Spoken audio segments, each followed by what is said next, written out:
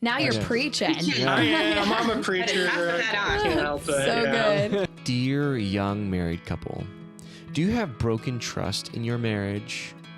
Or maybe that you've never had broken trust, but maybe there's some emotional distance and you don't know what it is. Today, we're going to be learning from a couple that experienced infidelity, and there is a plot twist to this story that's very intriguing. You can learn from before their infidelity to how they went after the exposure of what happened to how they healed. So we have the privilege of interviewing a pastor and pastor's wife and author. This is Brenna and Garrett Naufel from Colorado Springs. And they have been so courageous today to share their story. They're very humble in being able to uncover the details for us of what happened, the timeline. And like Adam said, it is very intriguing, but it's also just a way for us to learn from what they went through and for us to, if you're listening, to help affair-proof your marriage.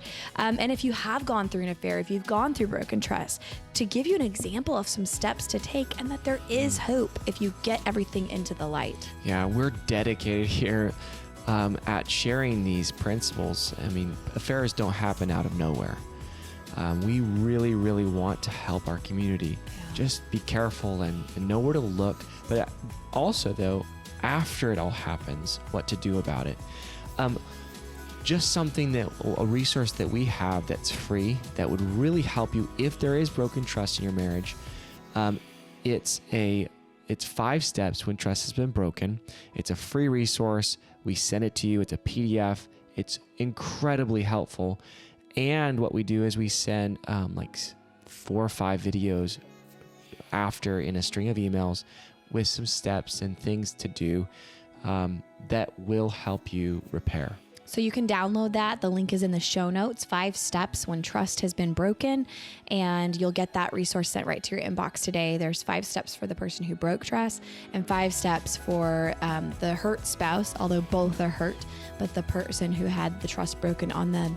So go download that. Yes. Also, the resources for Brenna and Garrett Naufel are in the show notes, and you're ready to listen to their story. So here we go.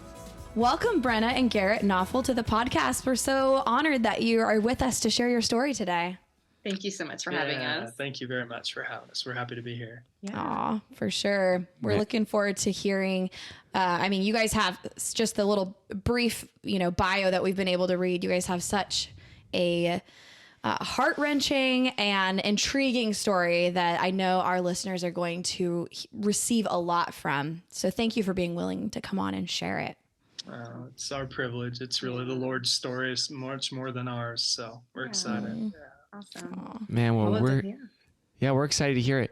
Well, take us back to, if you were telling this story to somebody that was needing it, where would you start? Yeah.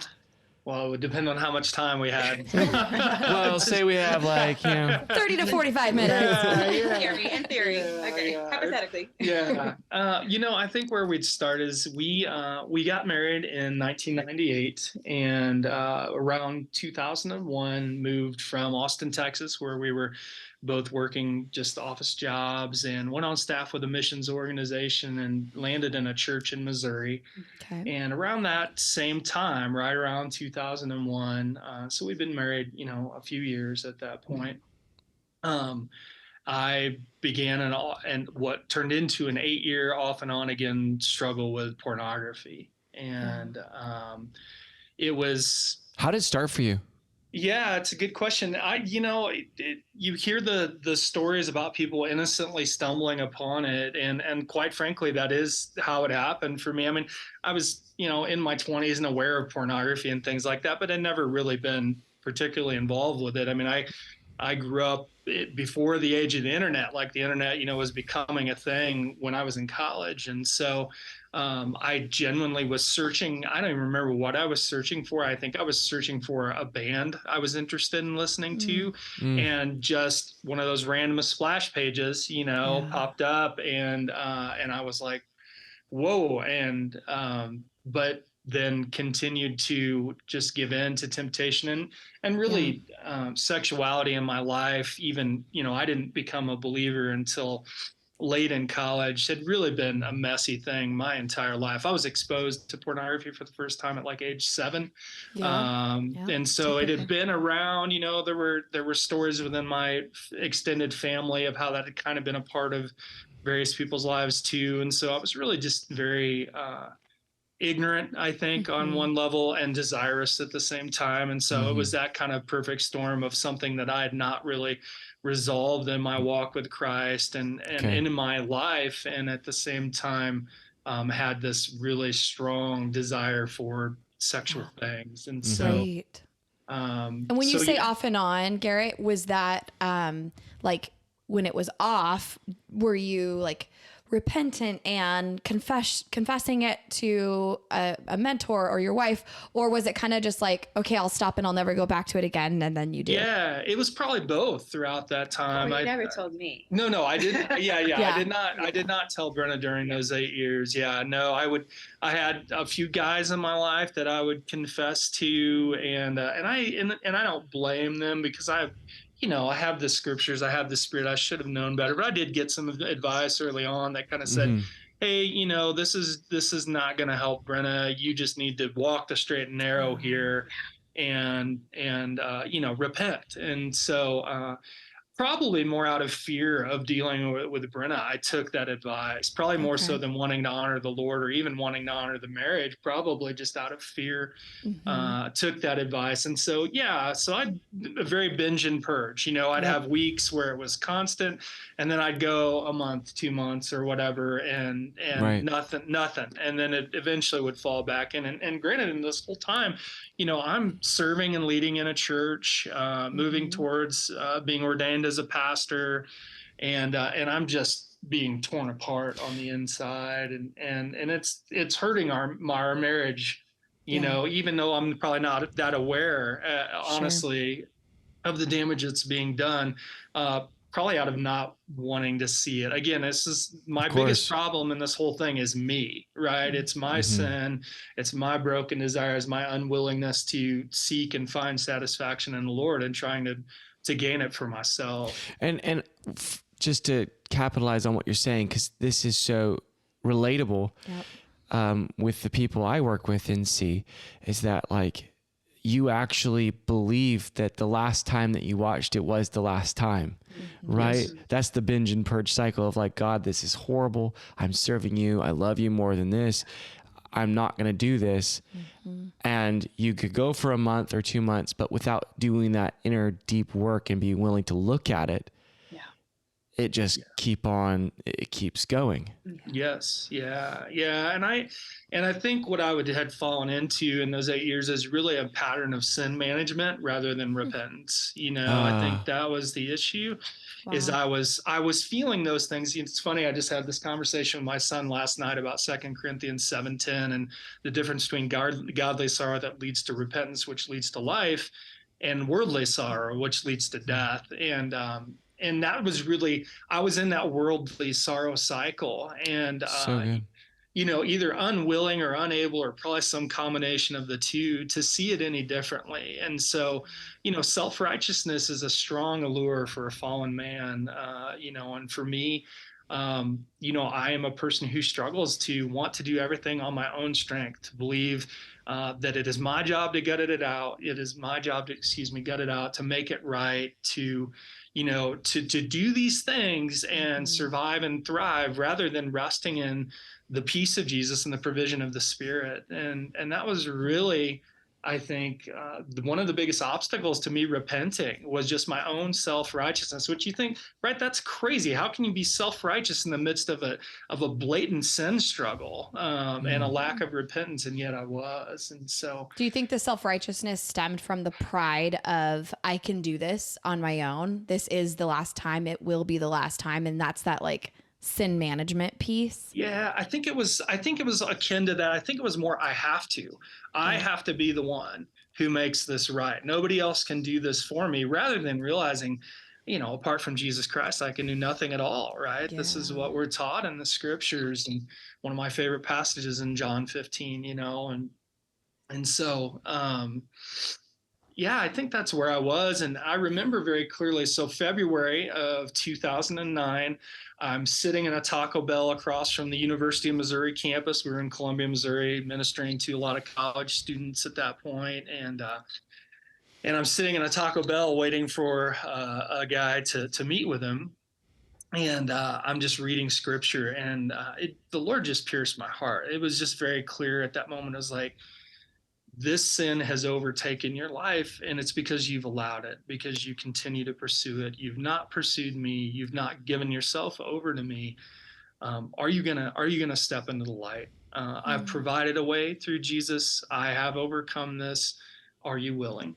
And I finally just broke. The Lord just broke me, and it was just like, yeah, I want to step into the light as you called me to be in the light, and trust that you provided for everything that's going to happen in me doing that. And so I think it was probably that night I came home and I just sat down with Brenna and I said, hey, here's what's been going on, and I just dropped this bomb on my wife. Hey, for the last 8 years, here's what's been going on that you've known nothing about. And Wow. yeah, and I knew, I mean, I was in tears in Taco Bell, just weeping before the Lord of the little bit I understood that I had done. And granted, I didn't know at that point yet how devastating what I'd done. I mean, I had an idea. I'd walked with plenty of people through, seeking to be living in victory over pornography and wanting to walk in holiness and purity. But probably a willing ignorance there to not have to deal again with all the hurt and all the sin for 8 years, and so that led to a bigger part of our story unfolding. And so So you dropped this bomb on Brenna. Brenna, you have this another background information plot twist thing that we're going to share here in a minute. But when you heard this for the first time, this was the first time, right? It was, yeah. Okay. Yeah. What was this like for you to process this information after his Taco Bell visit? Bombshell drop. Yeah. There's several feelings. One, I honestly was thankful because I had felt a distance from Garrett, like an emotional distance from him for quite some time, and I didn't know what it was. So I was thankful. I was like, okay, I think this probably is what it was. So I was thankful that he was coming into the light. I also, at that time, didn't feel like I had the right to grieve what he was sharing with me because I was hiding my own sin. So my grieving came later once I finally confessed my own sin. So if you want me to go into that. All right. So rewind back. Yes. So he took us back to like this 8-year journey. At what point did your own sin start? Tell us the beginning of that. Yeah. So kind of picking up similar time frame when we had moved to Missouri, we were raising support to go on staff. And at that time we were cut off from our community that we had in Austin. We weren't really plugged into our new church. I've been feeling this distance from Garrett that I didn't quite, understand. Yeah. And more importantly, I just really stopped spending time with the Lord. I was naively coasting on my previous experience with God, but I wasn't daily picking up my sword and putting on the armor. And so I like to say I wound up, not realizing it, but standing buck naked in the middle of a battlefield, right? There is no armor on. I am an easy target. And so in my own, that led into me allowing just little baby steps at a time of letting my thoughts wander. So I began to fantasize even about being pursued, not even anything physical with anybody else, just the idea of being pursued and feeling wanted. And this, goes back to some of my kind of, childhood wounds too, which we can touch on later. But so that eventually, though, since I wasn't taking those thoughts captive, turned into real life flirtations. And so now I'm a little bit, further down this slippery slope, but I would never let it cross this line. My dad had an affair when I was a child, so I would never, go so far as he did, right? Like I wouldn't do such things. But that's where, again, I just one step at a time was kind of heading in this direction instead of turning and pursuing God Yeah. and my husband. Just quick question for Yeah, you. yeah. Did the fantasizing look like you intentionally spending time in that room in your mind? Or was it like fleeting thoughts? Like, what is the difference between the two? Yeah, that's a great question. I think at first it probably just started as fleeting thoughts, but then eventually I allowed my mind to stay in that room a little bit more. Yeah. And again, in my mind, it would always still stop at a certain, point. Again, if there was anything physical or anything like that, I would stop it there. Mm-hmm. But I would still allow myself to linger in that room of this desire of feeling wanted and pursued. Yeah. Yeah. So it was about around the same timeline, which is interesting that you both were having this secret thought life. Mm-hmm. And it was like lack of spending time with Jesus.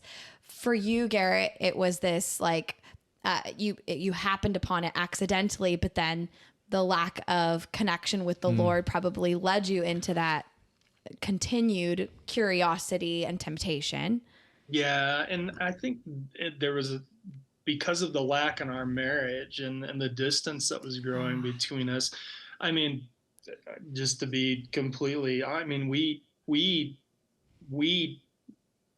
sexual intimacy between us was becoming less and less frequent during this time, to the point where really once, as Brenda shares this part of our story, I mean, to the point where there during a certain span in here, these number of years, we were essentially living in a sexless marriage at that point. Yeah. And What does that mean?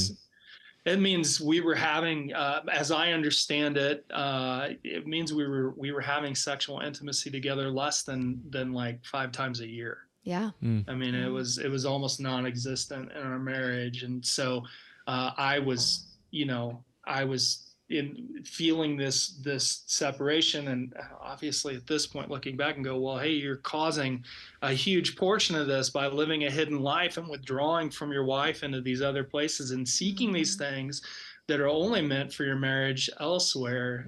So again, how blind, right? That's what sin does. It blinds. And I was full on, I had my eyes were covered, my eyes were covered. And I was spending so much time managing the sin and trying not to feel bad, but feeling horrible. And all the while withdrawing from the one who purchased me out of it and had power over it, and withdrawing from the one who really would have fought for me and with me in it had I just been in the light with her. And you both had so much shame over what was going on in your secret lives. And that's probably what led to the distance between the two of you and avoiding sex and avoiding talking about it because of the shame. It was too heavy to bear. Yeah. Well, And go ahead. I was going to say, and for me, something that I had learned is I had sexual relationships prior to getting married. And I think somewhere in the back of my heart, in my mind, I equated that kind of intimacy and sexual intimacy with my way of feeling wanted and desired and pursued, instead of like this true connection together with my husband as it should be. So it was just warped in some ways, if that makes sense. Yeah. So more of like the feeling of the sexual pursuit rather than the decision of like, I'm going to pursue this person. It was more of like a reactionary, maybe. Sure. Yeah. That's how or responsive. Yeah. This is how I kind of feel this void in my heart. That's my way of getting it in a sense. Yeah. That makes sense. But you're going to share something. No, I can definitely resonate with that. That makes total sense. Yeah. So when it was like meant to be in this marriage relationship, like that was almost harder. Yeah. And I had a similar issue in my own life, in that I had very early in life, well before ever becoming a follower of Christ, had equated in my head sex and love, and so therefore if I am having a sexual relationship with a woman, that means I'm loved, I'm wanted, I'm all these things, just as you're saying. And so if that's not happening, then I'm going to feel the exact opposite. I'm unwanted, unaccepted, rejected, worthless. And so in my flesh, again, where I'm going to look to something else to tell me that's not the case, because my eyes are not on the gospel in this. My eyes are not, I'm having trouble believing that I would ever be wanted or loved. And that ultimately is projected upon God, right? It didn't end with my spouse. It really went deeper than I went to the one, that I was created for and by, and who does delight over me in Jesus. But my unwillingness to accept that, my inability really to accept that, just creates that perfect storm. I'm curious for you, how did this secret sin color your relationship with Jesus? Like you went from this secret life, right, of shame and all this stuff, to like now it's, I know there's a better ending. What's the difference between being in that state and how you view Jesus to being in this, healthier state and how you view Jesus? Yeah. I think, I've heard it said, like, it's sometimes with the Lord, it takes literally feeling like everything has been ripped away, destroyed, and brought bare before we can really begin to see ourselves rightly and understand the gospel correctly. And I think as long as I was seeking to manage my own life and seeking to live under my own power, and was convinced that somehow I could probably pull it off, I was living in relationship with Jesus, of one that just said, it is my job to do what you've purchased me into. You purchased me, now go and get it done, right? Which is completely the antithesis of the gospel. And I knew that I could preach that. I was preaching that. I was sharing that. I knew the verses. I knew the track. You know what I mean? Like, I knew how to teach that. And yet, so often, I've heard it said that the distance between here and your heart is it's the shortest, but maybe the greatest distance in all of creation as well. And I think that was very true in my life, is I knew. And so I had all the guilt and all the shame, and yet I had an unwillingness to believe that God is truly as good and as loving as he says that he is, and that he really has provided for what he says he has provided for, and actually delights in doing so. And that was really my biggest hang up, quite frankly, was how could God delight in me? I mean, I've always had that mentality of like, God loves everybody, and so he had to take me. There's a difference between having to take someone and wanting someone. And what has happened in my life since then is I'm more and more convinced of the truth of the scriptures, which says that he actually wants, that he desires, that he pursues, that he is that father that runs down the hill and embraces the fallen son, the fallen daughter, and receives them with rejoicing and celebrates that. And after the party is over, doesn't turn to the God that now is shaking his head and wondering why you're doing what you're doing, and and is now disappointed, but is instead delighting in this work of making us into that new creation that he's already worked out in our hearts as he sanctifies us in Christ. So now you're preaching. I am. I'm a preacher. I can't help it. So good. So good. Okay, so let's go back to Brenna. So you said, like, I didn't feel like I could grieve because I had my own secret sin going on. Yes. And you shared how this started as a thought, first a fleeting thought, then an entertained thought. And so then what happens next in your story? Yeah, so that turned into real life flirtations with men. I worked in the athletic department at Mizzou. Tons of guys around. It's just, again, that door opening more and more and more, to where I eventually found myself alone with a man at a business event who took the opportunity to kiss me, and I allowed him to kiss me. And that was, again, something that I never thought I would ever allow. I would stop it right there. But again, that gave me a taste of something that, somewhere deep inside I felt like I wanted more of that. At the same time, I was horrified of it, but it still you felt desired. Hooked me. Yes, I did. And it hooked me. And that led into what became a 5-year-long affair, full-blown affair. So when Garrett confessed to me, I was close to being 5 years in of having my own secret sin with this affair that I hadn't confessed to anybody. And I was like, so I was thankful for him being in the light. I wanted to be in the light. I didn't want to be doing the things I was doing. I had tried to end the affair so many times, but again, I never did it in the way where I confessed to him. I worked with this man. I didn't leave my job. It was still just in my own strength and my own willpower. Can I get it done and move on? And I couldn't. Did you ever confess to anyone at that point? I had randomly told another guy at work, and that turned into what God used to have me basically be confronted. I did not come on my own. Once Garrett confessed, I was still horrified to confess my own stuff. Okay. So you didn't So it confess wasn't it that night. Yeah, that's what I was did interested not. at. Okay. I did not. I was like, I wanted to, and I was so scared, and I Wow. didn't. And so Why? 3 more What, months what go were you by. scared about? It's just so horrible what I had been doing, and not that pornography isn't, but it's just It's different. also different, I don't want to downplay one versus the other, but it is different, having an actual physical relationship with someone. Yeah. And so I had a few months before that, been like, okay, I'm done. And like, I was kind of, being more on the straight and narrow path with that, and felt like I can kind of get through. But it turned out even a couple months, after he confessed, I was starting to kind of get roped back in again.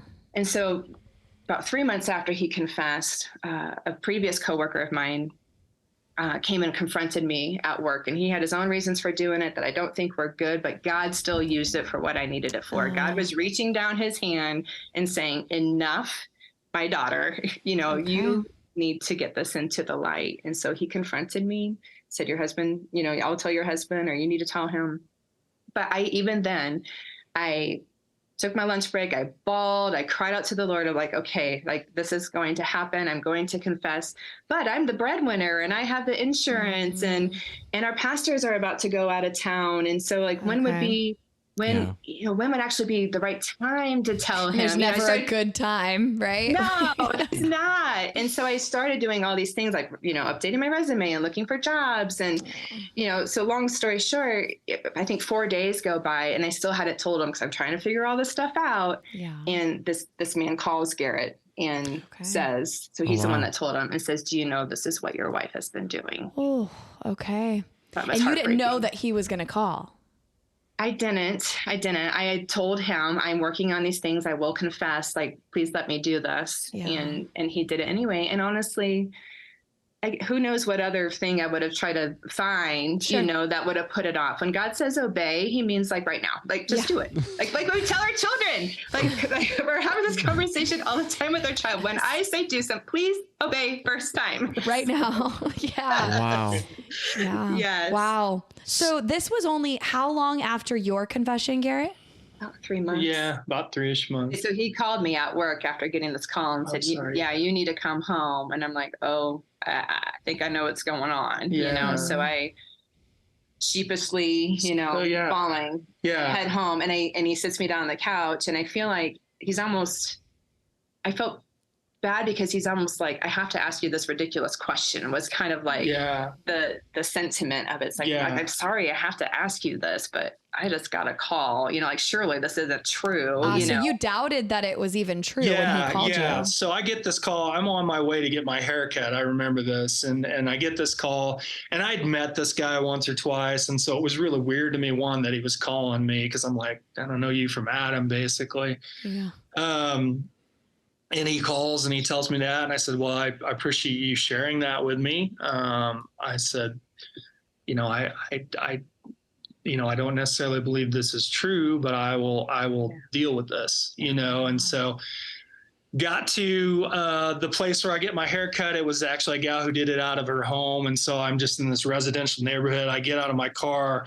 I'm still like, I'm going to go get my haircut. And as soon as I get out of my car, I just squat down literally in the middle of the street in this neighborhood, and I'm bawling. I'm just like, what is this?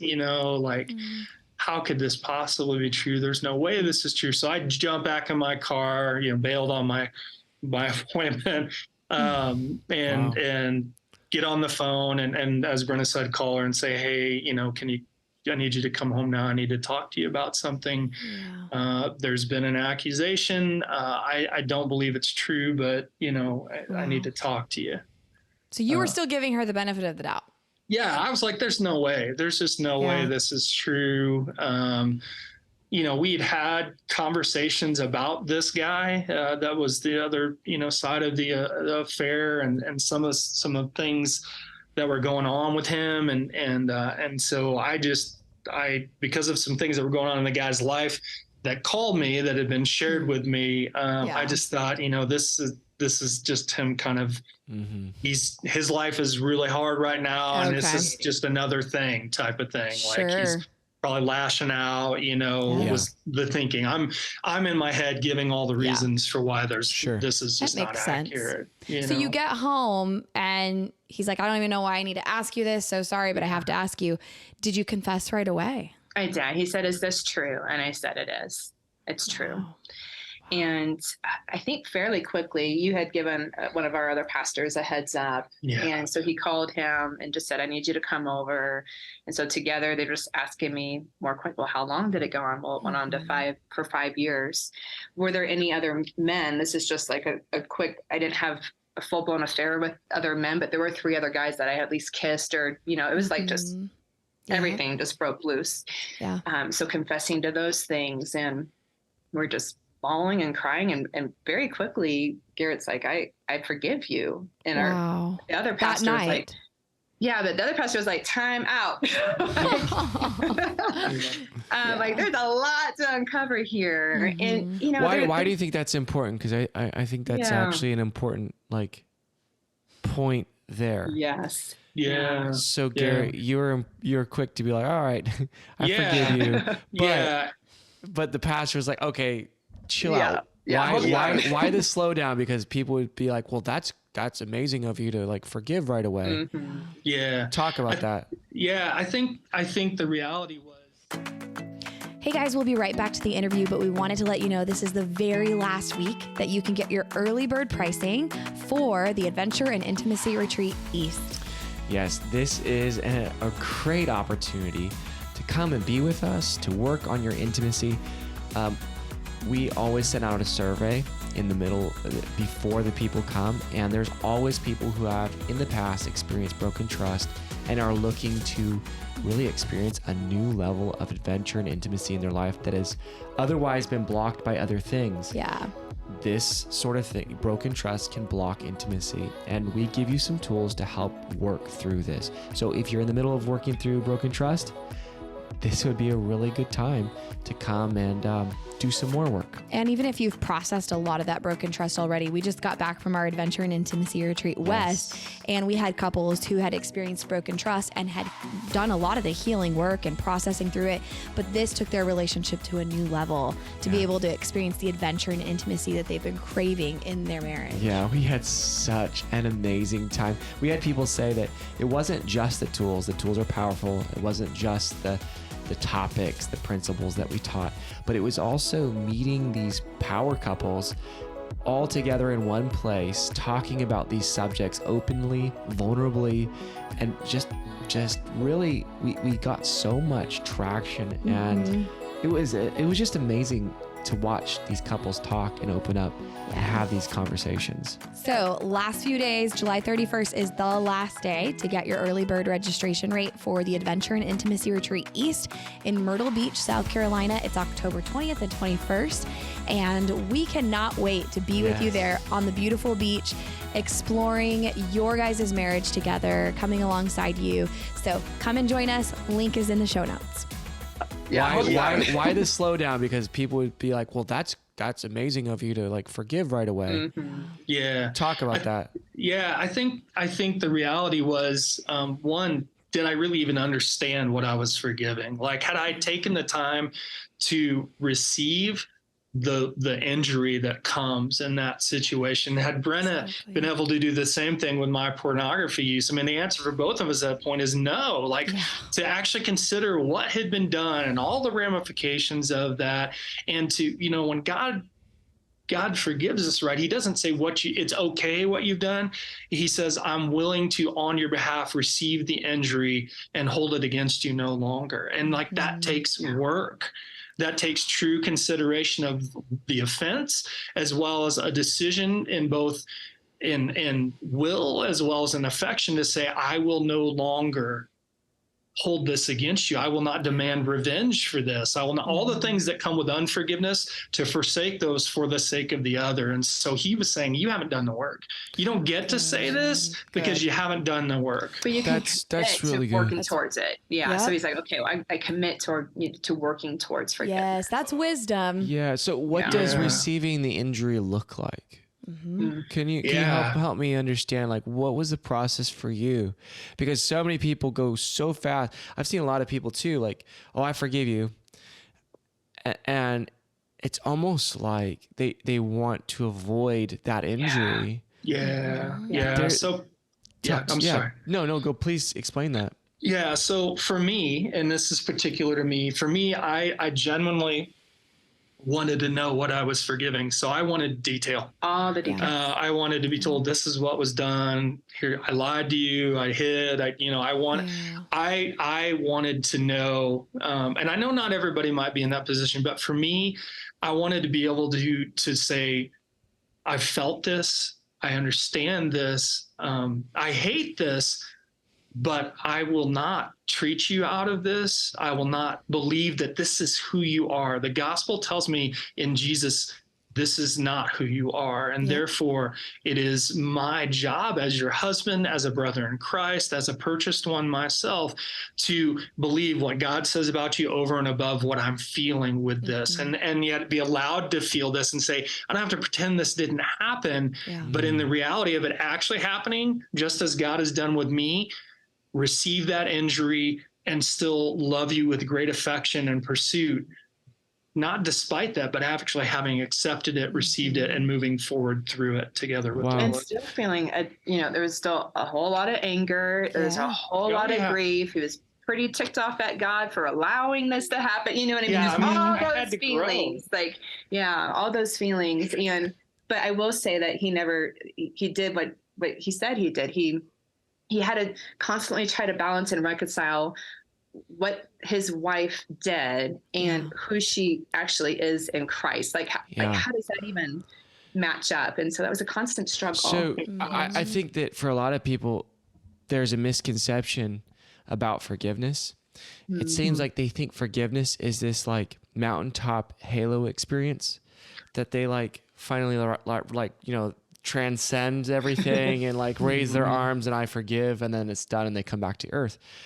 But it seems like forgiveness is what you're doing in that moment when you're choosing to say, I'm not going to see you or treat you in a different way, or like you said, treat you out of this circumstance. It seems like forgiveness is moment to moment decision that says, I am refusing to hold this negative sentiment, even though I have the ammunition against you now. Sure. I'm choosing not to hold it against you. Yeah. Is that how you experienced forgiveness? I think so. Yeah. I mean, it was definite work, and it was a long-term work. It was not, hey, in a few weeks, okay, I've worked through it, and this kind of sucks, but I'm going to remember it no more. Like, I'm remembering this. I'm going to sleep with it every night, and I'm waking up with it every morning, and I'm wrestling with it throughout my day as I'm trying to serve in the church, as I'm trying to pastor other people. Like I hadn't been ordained yet at that point. I was actually getting ready to be ordained at that point. By God's grace, I wasn't. And I think that was God's. I was playing a pastoral role, had been for like 5 years at that point, but just was moving through the ordination process. Did you guys pause on ministry, or what did that look like? Yeah. We did. Sabbatical. Yeah. We took, 6 months. About 6 months. And our church was very gracious with us and provided for that to happen and gave us the time. Wow. Yeah. And we, I want to fast forward to, we jumped into counseling with a biblical counselor right away. How important was that for you? What was that? I'm sorry. How important was that for you guys to get help? Critical. It was so critical. I believe we did individual counseling and couples counseling. And so, that's where we kind of were journeying together side by side with, individual healing and looking back at, just past childhood. Again, not excusing our sinful decisions and behaviors, but trying to better understand, where is this brokenness coming from that I am acting out of this woundedness, if you will. that I may have experienced as a child. And so we kind of have these parallel paths, but then are coming together as well to learn how to, speak to and ask questions and interact and be pointed back to Jesus and the Bible and, all those things. It was so good. We were so grateful for our counselors. Yeah, so practically speaking, you guys, you took the sabbatical from ministry. Yes. You got counseling both individually and as a couple. And then you also, did you leave your job, Brenna? Yes, immediately Yes. left the job, no further contact whatsoever with this man. We purged anything that if he had given me any gifts, which he had, like those were gone. They were out of the house.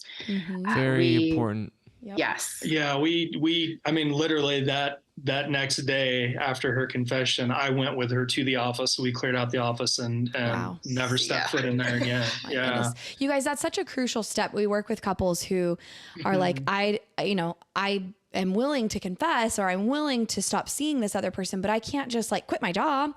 I can't, Like, yes, you can. Yes, you have can. to. You have to stop all contact with the do. person. Yeah. So just to go back, Brenna, how difficult was it for you to now, okay, you had this lie, just there you go on the table now with a third party, and now you're supposed to spill the beans on all the details and all the shame around it all. How difficult was it for you? And did you find yourself trying to minimize anything? Like, what was that experience for you uncovering that secret? Yeah, that's a great question. It was difficult. That's probably not even the best word. It was excruciatingly painful. Yeah. I immediately felt so free and full of joy and peace when I had confessed to him. And at the same time, remorseful and shameful. It was all the feelings at once, but I was finally free. And so I was finally stepping into an understanding of who God says I am. And so I'm feeling my sin is as far away from me as the east is from the west. Like I'm feeling with all my being. So you're feeling light. Woo, like I'm finally free. And at the same time, I'm put in this prison that I had on myself for so long onto my spouse. And now he's having to experience all these things. So it was very difficult for me to even go back and articulate all of these things that I had done, but it still was like, man, that person is dead. Like that wasn't really me is how it felt, but it was me that did those things. So that's hard to describe. And as you guys were going through counseling, did you guys process the pornography use and the affair at the same time? Or was it like, let's go through seeking and granting forgiveness on this issue, and then we'll move into this other issue? Like, how did that work practically? I'm trying to even remember if that was much of counseling. I don't know how much that came up in counseling. It did some.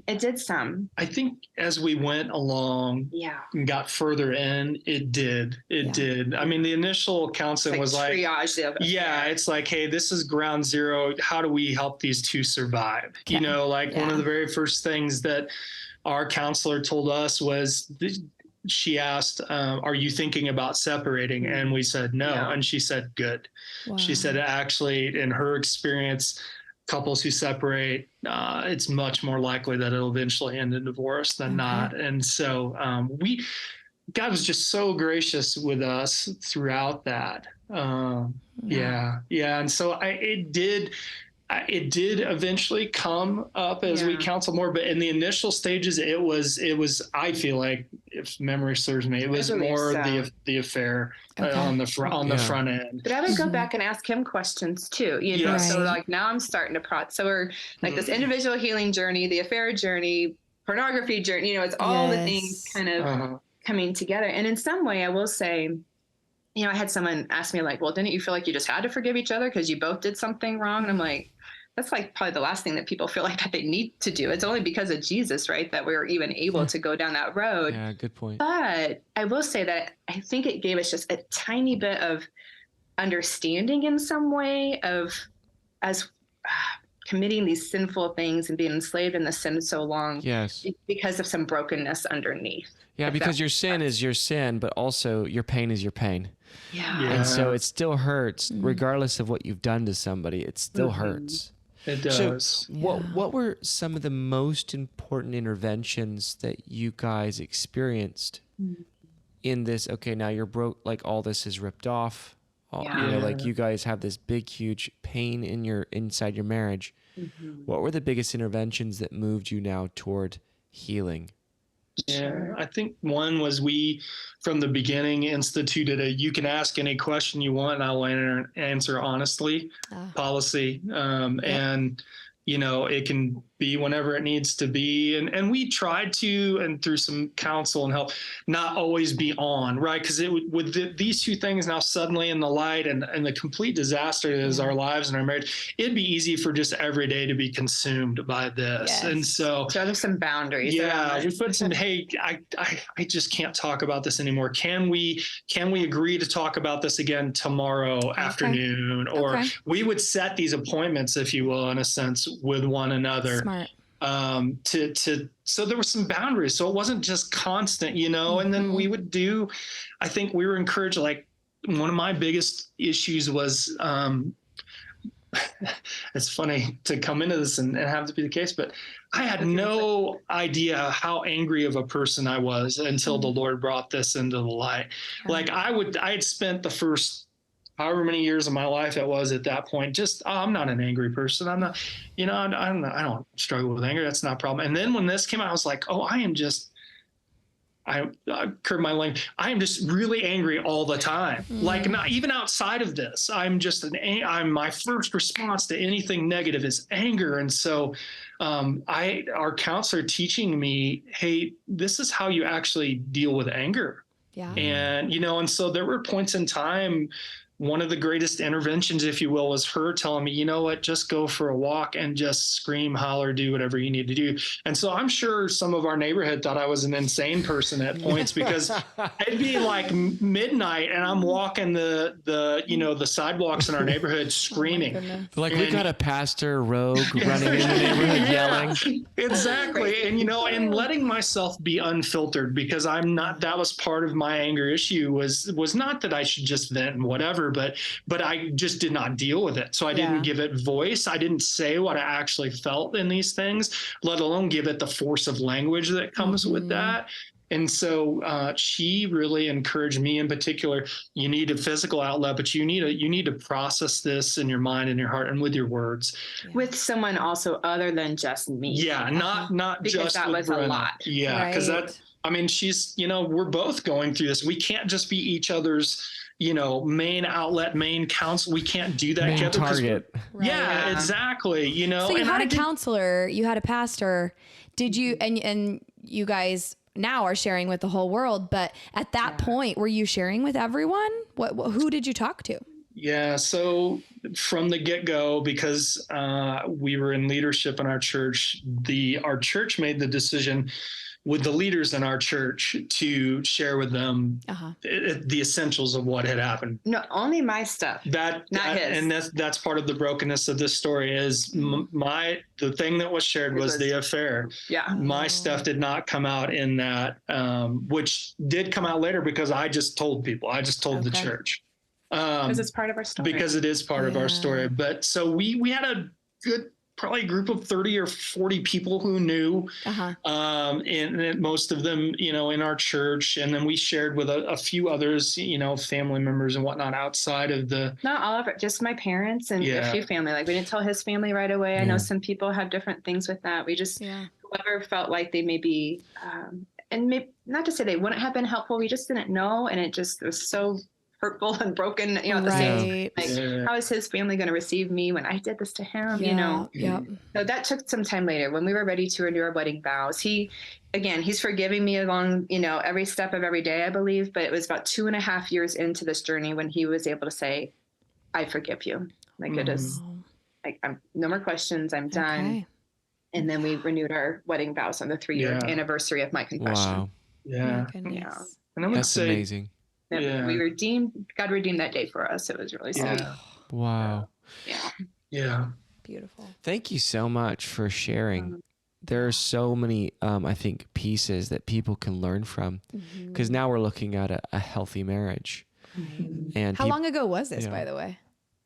Yeah. So that was 2000. 9 that I confess. We renewed our wedding vows in 2013. We just celebrated our 25th wedding anniversary this past April. So this year. Congratulations. Thank you. Thank Yeah, you. it's been good. My goodness. So now you are writing about this and sharing it. Yes. Tell us where people can read the whole story and a little bit too about your, you mentioned there are pieces about your upbringing, your background that play into this, which that's always true, by the way. It's never just between a husband and a wife. There are inner child stories that play a role. Talk to us about where we can find your whole story. Yes. Yeah, I appreciate that. So I did write a book called From Lover to Beloved, and it's Experience God's Hope, Healing, and Forgiveness After Committing Adultery. It's really written. I feel like there's a lot of resources out there for those that have been betrayed, and rightfully so, because that is so devastating. There's a good number of resources for the couple who are walking, through things together. But God took me individually on such a beautiful journey of just my healing, and talk about interventions. There were so many just God moments and him speaking to me and teaching me that I had felt for so long that I had sinned far too great for way too long. God would never forgive me. This is just who I am. Right. And so this book is really written to that person who has committed the offense. It's certainly written in the context of adultery, but I think it's applicable to anyone that's ever felt those things. They've just messed up way too bad. So it's called From Lover to Beloved. I do have a website, fromlovertobeloved.com, where you can learn more about the book and a little bit more about our story and our journey. And it's right now available on Amazon. So I just hope it's a resource for people that are walking through That's this. wonderful. Thank you for that. Yeah. That is true. There aren't as many resources for the person that betrayed. Right. And in a lot of ways, they're hurting incredibly. It's hard to say just as much, but they're hurting differently. Yeah. They are. And there's a lot of healing. I believe there's a lot of healing that needs to take place in order to be able to move forward. In the marriage, individually. And so that's where I talk about even more some of those childhood experiences, really about the core beliefs that you aren't really aware that you have about yourself, that your experiences lend to, how that affects your view of even God. So for me, like my view of God, my heartfelt view of God, I learned was that God is the God who doesn't see me and he doesn't care, versus what I knew was true in Sunday school. So really even just getting into the heart issue of how I saw God and who he really is. So that's the journey in the book. And I appreciate the work you guys are doing, because I know you talk about these things. Yeah, thank you. And it's so important. Oh, yes. Well, it's wonderful to partner with people like you that are willing to share what just has happened, especially out of a place of ministry. Sure. Which is so vulnerable, because, you feel in ministry that you have to have this perfect record in order to allow you to speak into people's lives. And sometimes the greatest healing and the greatest help comes out of experience. Yeah. Absolutely. So we're just so grateful that you guys are able to share this. And so much of what you said resonates for what we know works with healing. Exactly. And thank you for sharing this with people. Like, if you want to heal and you want your marriage to look beautiful after all of this and have a dynamic marriage and sex life, you have to take some of these necessary steps. You have to look at the pain and allow yourself to be wounded. I love that. Yes. You have to bring it into the light. And that's what you guys are doing. Not only what you did years ago, but what you're doing now by sharing it with others who need to bring it into the light. And part of what you're doing too is healing. Like, this is still healing. Yes, it is. And it's hard to say, like, at that point you're healed. I feel like it's a continual, what did someone say? They said that what is healing but a change of perspective. And as you share these things, you're changing your perspective and how God sees you, how you see you, how you see your story and how you see others. And I think that's so beautiful. So thank you guys. Thank you. We're going to close out the episode the way we end every episode. And that's by asking you this question. Rewind back to your first couple years of marriage, 25 years ago. A long time ago. And what advice do you wish you would have received? And fill in the blank, dear young married couple. Yeah. Go ahead. You want me to go first? Sure. Okay. Dear young married couple, I would say that you don't know what you don't know. If there's been any hurt, any trauma, any experiences in your past, you have got to do the work to heal from those things. It will affect how you see the world, how you see God, and how really you interact with your spouse and your marriage. So John Eldredge has a quote that says, a wound that goes unacknowledged and unwept is a wound that cannot heal. And that has just really spoken to me. So I would say early in your marriage, even if you felt like everything worked out fine and you're doing good, if there's been anything at all that is just even questionable from your past, I just encourage you to do the work now, to work through those things, because it will set you on such a firm foundation moving forward. Beautiful. Beautiful. Yeah, sure. Dear young married couple, I would encourage you, waste time getting good at doing the things that matter. And what I mean by that is learn to be a good listener, learn to study and pursue your spouse, learn to commune with and be fed by the Lord, so that you might live out the calling that you received in your marriage covenant. That would be my encouragement. Love that. Yeah, that's time well invested for sure, but we don't realize it that early on in our marriage, how it matters to learn those skills. It does. And especially that listening piece. I most people, I was convinced I was a good listener until I found out, no, you're not.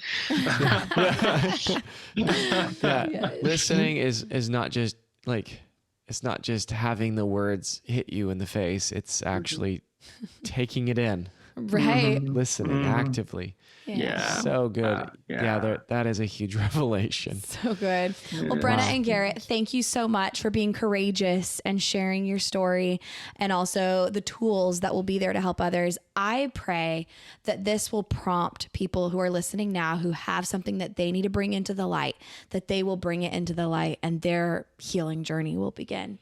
So thank you. I'll have some sort of like music beat or something. Yeah. And then we'll be right back to the interview. We want to let you know that this is the last week. Okay. Do you want to start? Go ahead. Okay. Hey guys, we'll be right back to the interview, but we wanted to let you know this is the very last week that you can get your early bird pricing for the Adventure and Intimacy Retreat East.